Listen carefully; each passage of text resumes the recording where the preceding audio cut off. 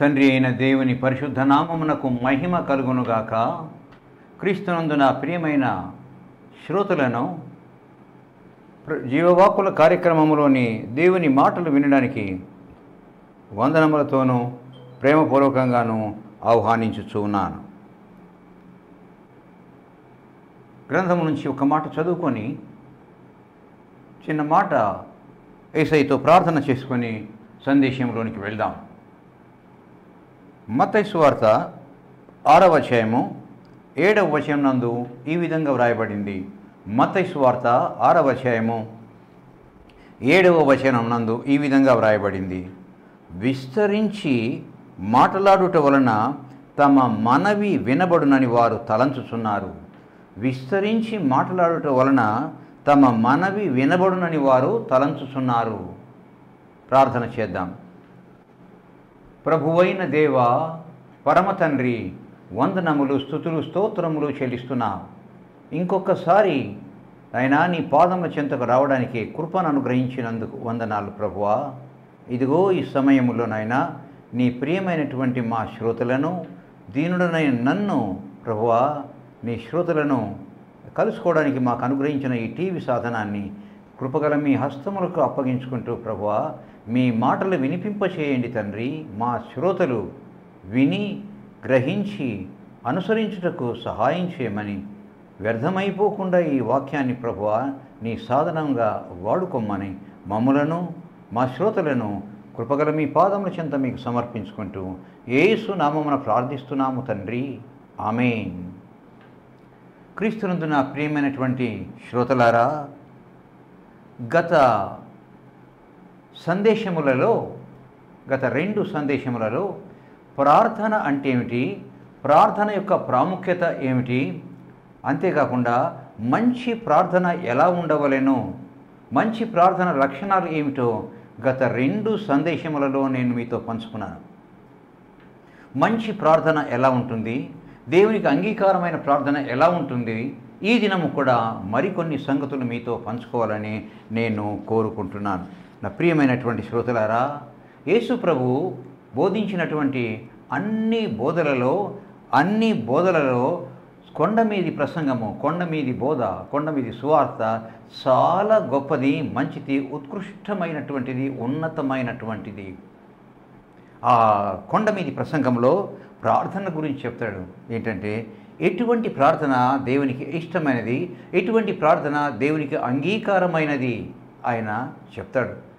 మొదటి మాట, హింసించు వారి కొరకు ప్రార్థన చేయుట.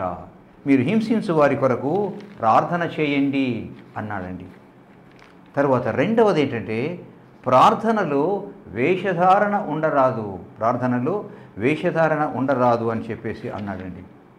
మూడవ మాట, రహస్య ప్రార్థన చాలా ప్రాముఖ్యమైంది. అంటే ఒంటరి ప్రార్థన చాలా ప్రాముఖ్యమైంది. తరువాత 4వ మాట, వ్యర్థమైనటువంటి మాటలు ప్రార్థనలో ఉండకూడదు. వ్యర్థమైన పదములు ఎంత మాత్రం ఉండకూడదు. 5వ మాట, ప్రభు చెప్పిందే ఇది, ఎవరి సొంతం కాదు. కొండ మీద ప్రభు బోధించినటువంటి బోధనలో ప్రాముఖ్యమైనటువంటి మాటలు ప్రార్థన గురించి, విస్తారమైనటువంటి మాటలు ఉండకూడదు. ఇది 5వ మాట.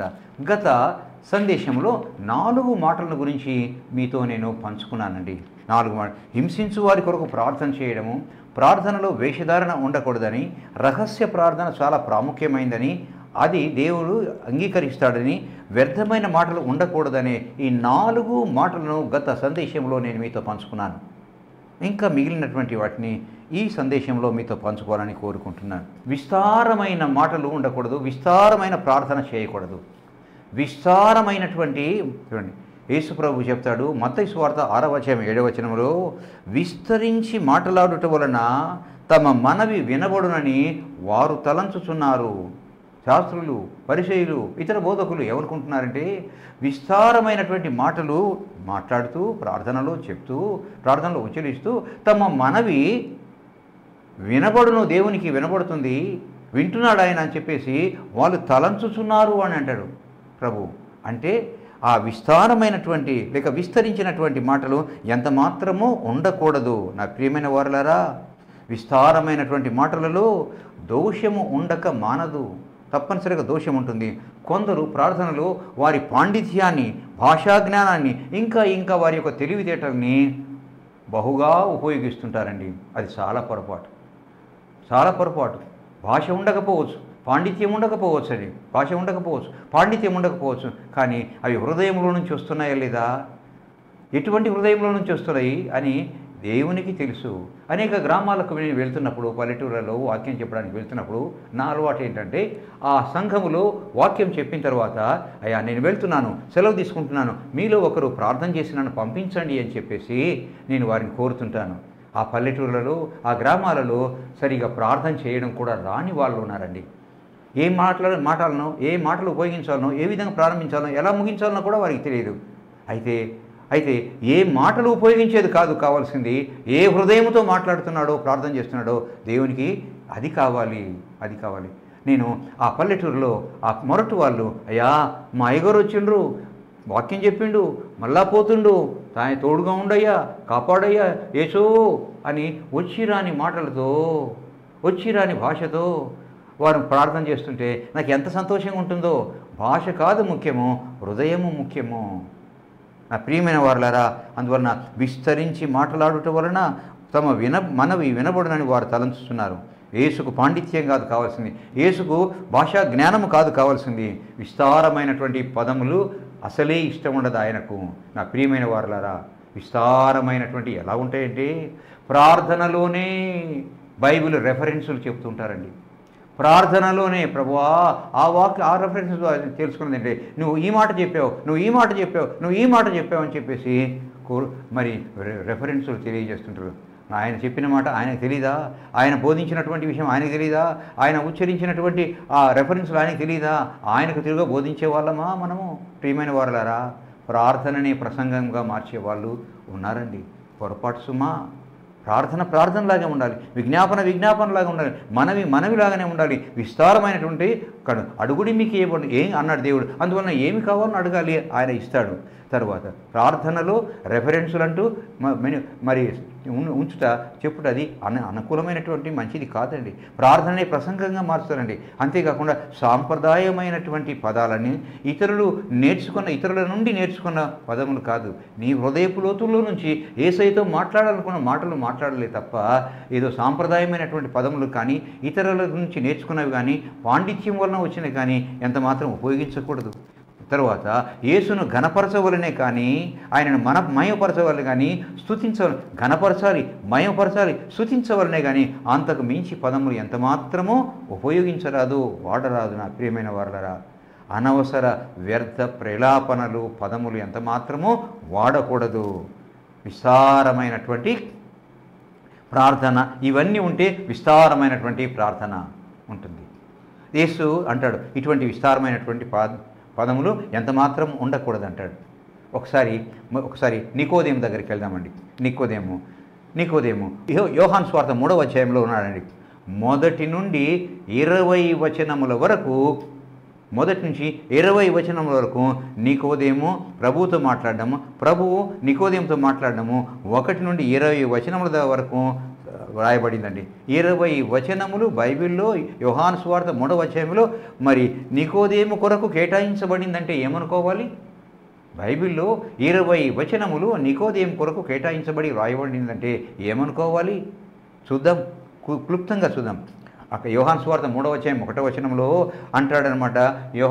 నికోదేము వచ్చి ప్రభువుతో, బోధకుడా, నీవు దేవుని యుద్ధ నుండి వచ్చిన బోధకుడు అని మేము ఎరుగుదుము. దేవుడు అతనికి తోడై ఉంటేనే కానీ నీవు చేయుచున్న సూచక్రియలు ఎవడునూ చేయలేడు. ఇంకా చాలా మాట్లాడతాడండి. ఇక ప్రభువు మాట్లాడతాడండి. చాలా లెంగ్తీ కాన్వర్జేషన్ అక్కడ వ్రాయబడింది. ఏంటి అయితే సంబోధన బాగుంది. దేవుని యుద్ధ నుండి వచ్చినాడని నమ్ముతున్నాడు. చూడండి, బోధకుడా బాగానే ఉంది సంబోధన. అయితే బోధకుడు అని సంబోధించేవాడు కానీ ప్రభువా అని సంబోధించలేదు.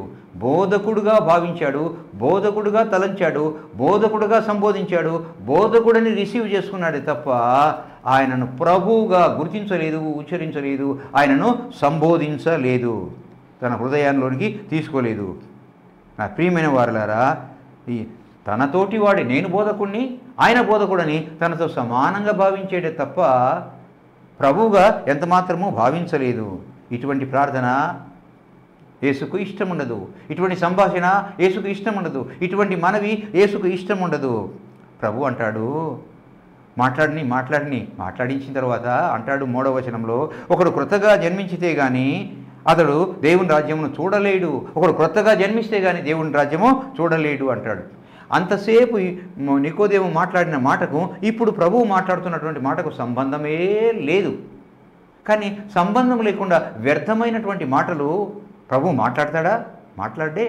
నిజంగా చెప్పాలంటే ఆ నికోదేము మాట్లాడిన మాటలకు ప్రభువు చెప్పినటువంటి ఈ మాటకు సంబంధం లేదు నిజంగా. కానీ బహిరంగంగా సంబంధము ఉన్నట్టు కనబడదు. కానీ సంబంధం ఏంటంటే దాన్ని అంటే నికోదేము మాట్లాడిన మాటలకు ఏ విధంగా తిప్పి కొడతాడు, ఏ విధంగా మాట్లాడతాడు, ఏ విధంగా జవాబు చెప్తాడు ప్రభు అంటే, ఒకడు క్రొత్తగా జన్మించితే గాని అతడు దేవుని రాజ్యమును చూడలేడయ్యా. అంటే నీకు క్రొత్త జన్మ లేదు, నీకు నూతన జన్మ లేదు, అందువలన దేవుని రాజ్యము నువ్వు చూడలేవు అని చెప్పేసి అంటాడు. అసలు నికోదేముకు అర్థం చేసుకోవడానికి చాలా సమయం పడుతుంది ఈ మాట. గొప్ప పండితుడు, గొప్ప జ్ఞానం కలిగిన వాడు, మరి సువార్త బోధిస్తున్నటువంటి వ్యక్తి. అయితే ఈ జ్ఞానం లేదు ఈ మాటను అర్థం చేసుకోవడానికి. నా ప్రియమైన వారలారా, సంబంధం లేని మాటలను యేసయ్య ఎప్పుడు మాట్లాడాడు.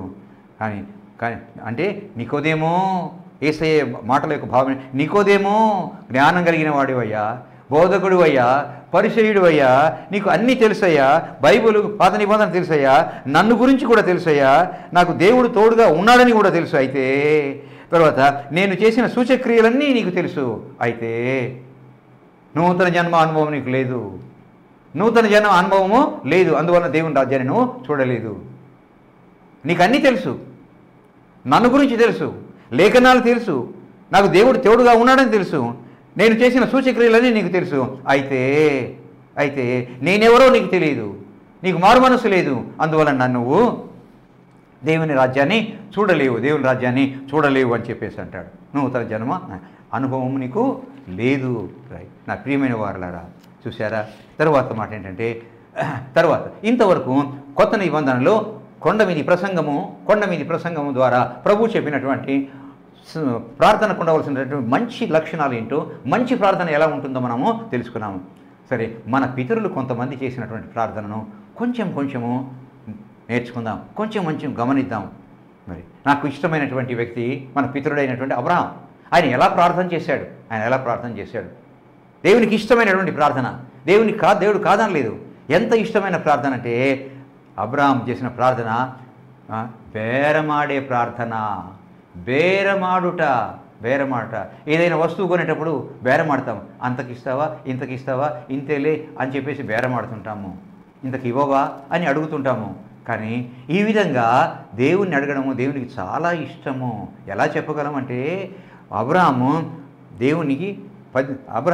ఆదికాండం 18వ అధ్యాయంలో సొదొమ గొమొర్రాల పట్టణాన్ని నాశనం చేయకుండా ఉండు నిమిత్తమై ఏ విధంగా గోదాడాడు, ఏ విధంగా బ్రతిమలాడాడు, ఏ విధంగా బేరమాడాడంటే చూడండి. 18వ అధ్యాయం, ఆదికాండం 18వ అధ్యాయం 23వ వచనంలో, అప్పుడు అబ్రహాము సమీపించి ఇట్లా నేను దేవుని సమీపించి అంటాడు, దుష్టులతో కూడా నీతిమంతులను నాశనం చేయుదువా? దుష్టులతో కూడా నాశనం చేస్తావా? ఆ పట్టణంలో ఒకవేళ 10 మంది నీతిమంతులు ఉండిన ఎడల వానిలోనున్న 10 మంది నీతిమంతుల నిమిత్తము ఆ స్థలమును కాపాడవా? 2 మాటలు అడుగుతాడు, దేవుడు సమాధానం చెప్పడు. 3వ మాట, ఆ చొప్పున చేసి దుష్టులతో కూడా నీతిమంతులను చంపడం నీకు దూరమగునుగాక. ఒకవేళ నువ్వు అలా చేస్తావేమో, అలా చేయడము నీకు దూరమగునుగాక. నీతిమంతులను దుష్టులతో సమానంగా ఎంచుట నీకు దూరమగునుగాక, నువ్వు చేయకుందువుగాక. ఈ విధంగా గాక అనే పదాలు అంటే నువ్వు చేయకుండా ఉంటావు అని అర్థం అన్నమాట.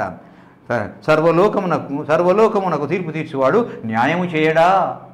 అన్యాయం చేస్తాడా? అన్యాయం చేయడు. సర్వలోకానికి న్యాయం తీర్చువాడు అన్యాయం చేస్తాడా? న్యాయమే చేస్తాడు అన్న తర్వాత, ఆ మాటలు అన్న తర్వాత అప్పుడు అంటాడనమాట, ఏమనంటే ఒకవేళ ఈ అన్ని మాటలు అన్న తర్వాత ఒకవేళ 10 మంది నీతిమంతులు ఉన్న ఎడల ఆ పట్టణమును కాపాడవా? ఇన్ని మాటలు అడిగిన తర్వాత అంటాను, ఆ పట్టణంలో 50 మంది నీతిమంతులని కాపాడవా? ఇన్ని మాటలు అడిగిన తర్వాత అబ్రహామును కాదంటాడా? ఓకే, అబ్రహాం 50 మంది నీతిమంతులు ఉంటే నేను సొదొమ గొమొర్రాల పట్టణాన్ని కాపాడుతాను అని చెప్పేసి అంటాడు. మరలా అంటాడు, ఒకవేళ 5 తక్కువై 45 మంది నీతిమంతులు ఉంటే కాయవా, కాపాడవా, రక్షించవా అంటాడు. 5 మంది తక్కువైతే నేను కాపాడుతాను పో అంటాడు. చూసారా, మరలా బేరం ఆడతాడు. ఒకవేళ 40 మందే ఉంటే కాపాడవా, ఓకే అలా 40 మందికి. ఒకవేళ ఇంకా చూడండి, బేరం ఆడుతూ కిందికి వస్తాడండి. బాబోయ్, కూరగాయల మార్కెట్లో బేరం ఆడితే పొమ్మంటాడు. ఇంకొక షాపులో మనం బేరం ఆడితే వెళ్ళవయ్యా, ఏం కొన్నావా అని అంటాడు. కానీ మన దేవుడు అలా అనేవాడు కాదే. చూసారా, అక్కడ 30 మంది ఉన్నచో కాపాడవా అంటాడు. సరేలే కాపాడుతానంటాడు. చివరికి 20 మంది ఉన్నతో కాపాడవా, బాబోయ్ ఎక్కడ 50 మంది, ఎక్కడ 20 మంది, కాపాడుతానంటాడు. 20 చివరికి అడుగుతున్నాను తెగబడి, ఏమనంటే 10 మంది ఉంటే కాపాడవా. 50 మంది నుంచి 10 మందికి బేరం ఆడితే ఓకే ఓకే ఓకే అన్నాడు. చూసారా, నిజంగా ఇటువంటి ప్రార్థన బైబిల్ గ్రంథంలో ఎక్కడా లేదు. ఈ విధంగా గోజాడే ప్రార్థన, బ్రతిమాలే ప్రార్థన, బేరమాడే ప్రార్థన అంగీకరించాడండి దేవుడు, అంగీకరించాడండి. చూసారా నా ప్రియమైన వారలారా, అలా ప్రేమతో, భయభక్తులతో, విశ్వాసముతో, నమ్మకంతో, నిరీక్షణతో గోజాడుతూ బేరమాడితే దేవుడికి అది చాలా ఇష్టమని రుజువైంది, నేర్చుకున్నాము. ఇంకొక ప్రార్థన మన పితరులు ఎలా చేసేవారంటే దేవుణ్ణి సైతము నిలదీసిన ప్రార్థన. దేవుణ్ణి సైతము నిలదీసిన ప్రార్థన, నిలబెట్టి అడగడం అన్నమాట. అలా ఎందుకు చేస్తావు, ఇలా చెయ్యి, ఇలా వద్దు, ఇలా చెయ్యి అని చెప్పేసి అడగగలిగిన ధైర్యం ఎవరికైనా ఉందా? ఉందండి మన పితరులకు, ఉంది మన పితరులకు. చూసారా, ఇది మోషే చేసిన ప్రార్థనలో గమనిద్దాం. దేవుని నిలదీసినటువంటి ప్రార్థన ఇది నిర్గమకాండములో ఉందండి. నిర్గమకాండము 32వ అధ్యాయంలో జరిగిన సంగతి తర్వాత చూద్దాం. ఏంటంటే మోషే సీనాయి కొండ మీద ఉన్నాడు దేవునితో. చాలా దినాలు ఉన్నాడండి. దేవుడు మాట్లాడుతున్నాడు, వింటున్నాడు, దేవుడు చెప్తున్నాడు, రాసుకుంటున్నాడు. చాలా అయిన తర్వాత మరి చాలా దినాలు ఉన్నాడు, 40 దినాలు ఉన్నాడండి. 40 దినాలు ఉన్న సీనాయి కొండ మీద ప్రభువుతో ఉంటే ఇంకా కొండ దిగుతున్నాడు. కొండ దిగుతూ ఉంటే మోషే మోషే ఏంటి ప్రభువా, మోషే మోషే ఏంటి ప్రభువా, చూడయ్యా వాళ్ళు ఏం చేశారో కొండ కింద, ఏం చేశారు ప్రభువా, దూడను చేసుకొని ఆ దూడయే దేవుడని ఆ బలిపీఠం కట్టి ఆ దేవుని ఎదురుగా బలిపీఠం కట్టి బలి అర్పించి వండుకొని తిని ఎగిరి నాట్యం చేస్తూ ఎగురుతున్నారయ్యా. చూశారా, దారి తప్పిపోయారయ్యా, మార్గం తప్పిపోయారు. మోషే లే, ఒక్క దెబ్బకు వారిని సంహరిస్తానయ్యా నేను, లే అడ్డం లే, ఒక్క దెబ్బతో వారిని సంహరిస్తాను నేను అంటాడు. నిజమే, వారు తప్పు చేశారు. ఎంత కోపం వచ్చిందో దేవుడికి, ఎంత కోపం వచ్చిందో దేవుడికి. లే అడ్డం లే, వాడిని సంహరిస్తాను, నిన్ను నీ సంతానాన్ని నేను ఆశీర్వదిస్తాను అంటాడు. అప్పుడు ప్రార్థన చేస్తాడండి మోషే. అప్పుడు ప్రార్థన చేస్తాడు మోషే. ఏమనంటే నిర్గమకాండం 32వ అధ్యాయం 11వ వచనం నుండి మోషే తన దేవుడైన యెహోవాను బ్రతిమాలుకొని, యెహోవా నీవు మహాశక్తి వలన బాహుబలం వలన ఐగుప్తు దేశంలో నుండి రప్పించిన నీ ప్రజల మీద నీ కోపము మండనేలా. ఐగుప్తు దేశం నుంచి నీవు తీసుకొని వచ్చేవే, రప్పించినటువంటి నీ ప్రజల మీద నీకు కోపము మండనేలా. ఆయన కొండలలో వారిని చంపునట్లు భూమి మీద నుండి వారిని నాశనం చేయనట్టును దాని కొరకే తీసుకొని పోయినని ఐగుప్తులు ఏల చెప్పుకొనవలే. నాశనం చేయడానికి తీసుకొని పోయినాడు కానీ కాపాడడానికి తీసుకొని పోయినాడా అని ఐగుప్తులు ఏల చెప్పుకొనవలే. నీ కోపాగ్ని నుండి మల్లుకొని నీవు నీ ప్రజలకు కీడు చేయక దానిని గూర్చి సంతాపపడుము. సంహరిస్తానన్నవే, ఒక్క దెబ్బతో వారిని సంహరిస్తానన్నవే, ఆ మాట అన్నందుకు నువ్వు సంతాపపడుము. బాబోయ్, ఇంత మాట అనగలిగినాడంటే ఏమనుకోవాలా? ఒకవేళ నువ్వు అలా చేసినట్లయితే, ఆ మాట చేయాలని తలంచినట్లయితే, ఆ మాట అన్నందుకు నువ్వు సంతాపపడు, బాధపడు, చింతపడు, వేదనపడు. సంతాపపడు అంటే అర్థము సంతాపపడుము. నీ సేవకులను అబ్రహాము, ఇస్సాకు, ఇశ్రాయేలును జ్ఞాపకం చేసుకో. నీవు వారితో ఆకాశ నక్షత్రము వలె మీ సంతానమును అభివృద్ధి చేసి నేను చెప్పిన ఈ సమస్త భూమి మీ సంతానమునకు ఇచ్చేదననియు వారు నిరంతరము దానికి హక్కుదారులగుదురనియు నీ తోడని ప్రమాణం చేసి చెప్పితివే. జ్ఞాపకం చేస్తున్నాడు. ఇదిగో మా పితరుని అబ్రహాము, ఇస్సాకు మరి యాకోబులతో చెప్పావు ఏమని, మీ సంతానాన్ని ఆకాశ నక్షత్రం వలె సముద్రపు ఇసుక రేణువుల వలె విస్తరింపజేస్తానన్నావు కదా. ఇప్పుడు ఒక్క దెబ్బతో వారిని సంహరించినట్లయితే మరి ఏమైపోతారు? నువ్వు ఇచ్చిన వాగ్దానాన్ని నువ్వే తీసేసిన వాడివి అవుతావు కదా, నువ్వు వాగ్దాన ప్రమాణాన్ని నువ్వే చించి వేసిన వాడివి అవుతావు కదా అన్నప్పుడు అప్పుడు దేవుడు అంటే 14వ వచనము, నిర్గమకాండ 32వ అధ్యాయం 14వ వచనము, అంతటా యెహోవా తన ప్రజలకు చేసేదనని చెప్పిన కీడుని గూర్చి సంతాపపడెను. తన ప్రజలకు చేయదునని చెప్పిన కీడుని గూర్చి సంతాపపడెను. బాబోయ్, ఇక చేయొద్దు నువ్వు అని చెప్పేసి, ఇది తప్పు, ఇది చేయొద్దు, సంతాపపడు. అంతేకాకుండా ఈ విధంగా వాగ్దానం చేసావు, ప్రమాణం చేసావు కదా, ఇప్పుడు ఒక దెబ్బతో వీరు సంహరిస్తే నీ ప్రమాణం ఏమైపోవాలి అని చెప్పేసి దేవుణ్ణి నిలదీసినటువంటి ప్రార్థన. జవాబు ఇచ్చాడు ఆయన? కోపడ్డా? జవాబిచ్చాడా? జవాబిచ్చాడు కానీ కోపడలేదు. ఎట్లా? నో యెహోవా తన ప్రజలకు చేసేదని చెప్పిన కీడుని గూర్చి సంతాపపడెను. అయ్యో నిజమే, అయ్యో నేను నిజమే చంపేస్తానన్నానే, ఎంత పొరపాటు చేశాను అని ఈ ఫెల్ట్ సారీ, సంతాపపడెను. చూసారా మన పితరులు చేసినటువంటి ప్రార్థనలు. ఇంకొక చోటికి వెళ్దాం మోషే దగ్గరికి. ప్రేమ కుమ్మరింపు కొరకు ప్రార్థన చేస్తారండి. ఆయన దయ కొరకు, ఆయన ప్రేమ కొరకు ప్రార్థన చేస్తారండి. సంఖ్యాకాండం 16వ అధ్యాయంలో, సంఖ్యాకాండం 16వ అధ్యాయం 1వ వచనంలో, లేవీకు ముని మనమడు, కహాతుకు మనమడు, ఇస్సారు కుమారుడైన కోరహు. లేవీ వంశంలో చెందినటువంటి వాడే. లేవి ముని మనవడు, కహాతుకు మనమడు, ఇస్సాకు కుమారుడైన కోరహు అహరోను, మిరియాము, మోషేల మీద తిరుగుబాటు చేయడానికి 250 మంది పెద్దవారిని, నాయకులను కూడగట్టుకొని వారికి వ్యతిరేకంగా వారిని తయారు చేశాడండి, సిద్ధపడ్డాడండి, వ్యతిరేకంగా తయారు చేశాడండి. దేవునికి కోపం వచ్చింది. మోషే వారు తిరుగుబాటు చేశారు. ఏమని? మీరైనా గొప్పవాళ్ళు, మీరైనా మంచోళ్ళు, మీరైనా నాయకులు, మిమ్మల్ని ఏర్పాటు చేసుకుంది అందరూ దేవుడు ఏర్పాటు చేసుకున్నటువంటి వారే, మీరెందుకు అంత ప్రాధాన్యత తీసుకుంటారు అని చెప్పేసి వారిని అందరినీ తిరుగుబాటు చేయిస్తాడు. వారి మీకు చేస్తే దేవునికి కోపం వస్తుంది. దేవునికి కోపం వచ్చినప్పుడు, మోషే మీరు పక్కకు రండి, మోషే అహరోను మిరియాం పక్కకు రండి, మీరు పక్కకు రండి, వారిని నేను ఒక్క క్షణంలో నేను వారిని కాల్చివేస్తాను, ఒక్క క్షణంలో నేను వాళ్ళను కాల్చివేస్తాను అంటాడు దేవుడు. అంటాడు ఈ విధంగా కోరవు తిరుగుబాటు చేస్తాడు. తిరుగుబాటు చేసినప్పుడు మీరు లేండి, ఒక్క క్షణంలో నేను కాల్చివేస్తానంటాడు. అప్పుడు వారు సాగిలపడి, ఎవరు? అహరోను, మిరియాము, మోషే, వారు సాగిలపడి సమస్త శరీరాత్మలకు దేవుడవైన దేవా, సమస్త శరీరాత్మలకు దేవుడవైన దేవా, ఈ ఒక్కడు పాపము చేసినందున ఈ సమస్త సమాజం మీద నీవు కోపపడదువా? ఒక్కడు తప్పు చేస్తే సమస్త సమాజం మీద కోపడతావయ్యా అని చిన్న మాట, కొద్ది మాట, గొప్ప ప్రార్థన. చూశారా? చిన్న ప్రార్థన, గొప్ప ప్రార్థన. ఒక్కడు తప్పు చేసినందువలన ఈ సమస్త ప్రజల మీద కోప్పడతావా అని వేడుకొనాను. ఎంత మంచి ప్రార్థన! సాగిలపడి చేసిన ప్రార్థన. తప్పు చేసిన ఒక్కడిని మరి ఇంతమంది కొరకు, వాని వలన ఇంతమందిని నాశనం చేస్తావా? జరగకూడదయ్యా అని దేవుని యొక్క ప్రేమ కుమ్మరింపు కొరకు చేసినటువంటి ప్రార్థన. కుమ్మరింపు కొరకు చేసిన ప్రార్థన. చూశారా మన పితరులు మనకు నేర్పించే ప్రార్థన?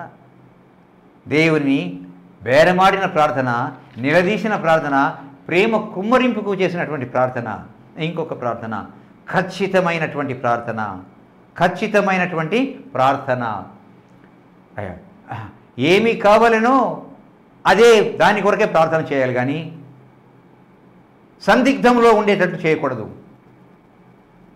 సందిగ్ధంగా ఉండే ప్రార్థన, అది కానీ ఇది కానీ, లేకపోతే ఇది కానీ అది కానీ, అది చెయ్యి లేకపోతే ఇది చెయ్యి, ఈ విధంగా ప్రార్థనలో అడగకూడదు. ఇది కావాలి ప్రభువా నువ్వు చెయ్యి, ఇది కావాలి ప్రభువా నువ్వు చెయ్యి అని చెప్పేసి ప్రార్థన చేయాలి. నా ప్రియమైన వారలారా, హన్నా ప్రార్థన దగ్గరికి వెళ్దాం. సందేహించక తన కొరకు ఏమి కావాలనో అవి దయచేయమని, ఖచ్చితంగా చేయమని ప్రార్థన చేయడము దేవునికి ఇష్టము. అలా చేసింది హన్నా.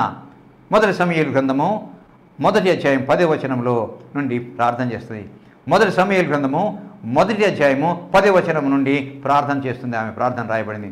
బహు దుఃఖాక్రాంతురాలై వచ్చి యెహోవా సన్నిధిని ప్రార్థన చేయుచు బహుగా ఏడ్చుచు, ప్రార్థన ఎలా చేసిందామె? ఏడ్చుచు, సైన్యములకు అధిపతి యెహోవా, నీ సేవకురాలైన నాకు కలిగి ఉన్న శ్రమను చూచి, అయ్యా నీ సేవకురాలను నేను నా శ్రమను చూచి, నీ సేవకురాలైన నన్ను మరొక జ్ఞాపకం చేసుకొని, నీ సేవకురాలైన నాకు మగపిల్లను దయచేసినట్లా వాని తల మీదికి క్షౌరపు కత్తి ఎన్నటికీ రానియక వాడు బ్రతుకు దినములన్నిటను నేను వానిని యెహోవాకు నీకు అప్పగిస్తాను.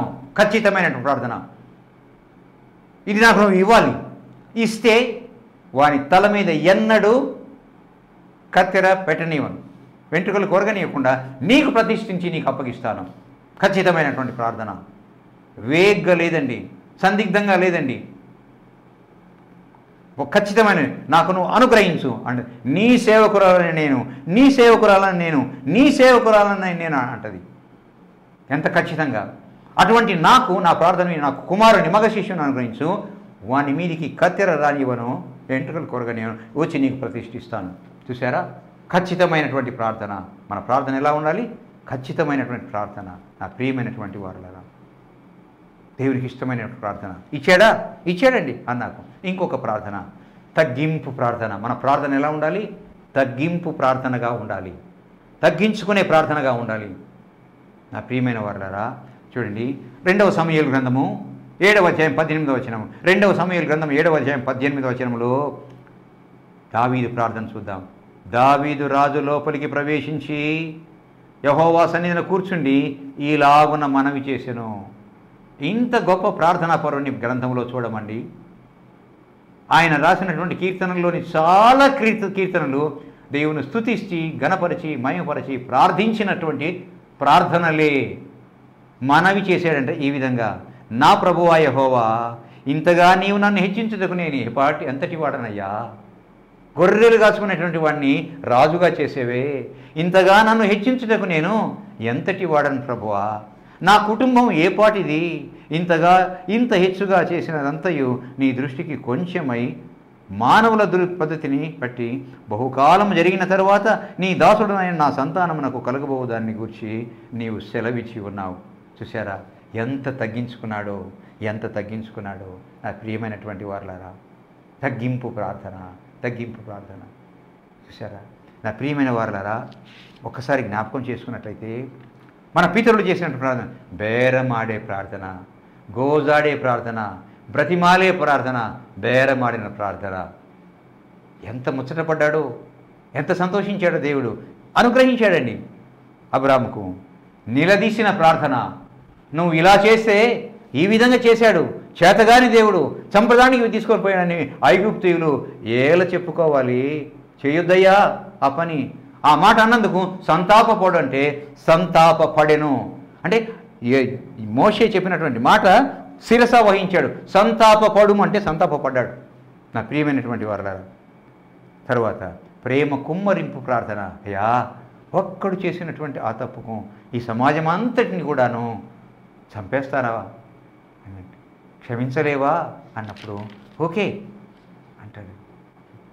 ఎంత గొప్ప ప్రార్థన, ఖచ్చితమైనటువంటి ప్రార్థన. హన్నా చేసినటువంటి ప్రార్థన, మగ సంతానాన్ని నాకు ఇవ్వు, నీకు ఇస్తాను. తగ్గింపు ప్రార్థన, తగ్గింపు ప్రార్థన. అయ్యా నన్ను ఇంతగా హెచ్చించుటకు నేను ఏ పాటి వాడనయ్యా, తగ్గింపు. ఇంకా మన పితరుల ప్రార్థన మనం జ్ఞాపకం చేసుకున్నట్లయితే ఎన్నో నేర్చుకోవచ్చు. చేస్తున్నామా అటువంటి ప్రార్థనలు? ఆ ప్రియమైన వాళ్ళ నేర్చుకుందాం, ప్రార్థన చేద్దాం. మా ప్రభువైన దేవా, పరలోకపు తండ్రి, యేసయ్యా వందనాలు, స్తుతులు తండ్రి. కొండ మీద నీవు చేసిన ప్రసంగము మా ప్రభువా ఎంత గొప్పది, ఎంత మంచిది. మా ప్రభువా మాకు కావలసినటువంటి ప్రార్థన అంశములను ఎంత చక్కగా బోధించావు తండ్రి. ఆయన విన్నటువంటి ఈ మాటలు మా శ్రోతలు ఆయన స్వీకరించి హృదయంలో నింపుకొని అన్వయించుకొని ప్రభువా అట్టి ప్రార్థన నేర్చుకొని చేయడానికి సహాయం చేయమని, బోధించినటువంటి మాటలు వ్యర్థమైపోకుండా ఫలింప చేయమని వందనాలు, స్తుతులు చెల్లిస్తూ మా శ్రోతలను, ఈ టీవీ సాధనాన్ని దీనుడనైన నన్ను మీ హస్తములలో అప్పగించుకుంటూ యేసు నామమున ప్రార్థిస్తున్నాను తండ్రి. ఆమేన్. తండ్రి కుమార పరిశుద్ధాత్మ త్రియేక దేవుని దీవెనలు మా శ్రోతలకు మాకు అనుగ్రహించబడును గాక. ఆమేన్, ఆమేన్, ఆమేన్.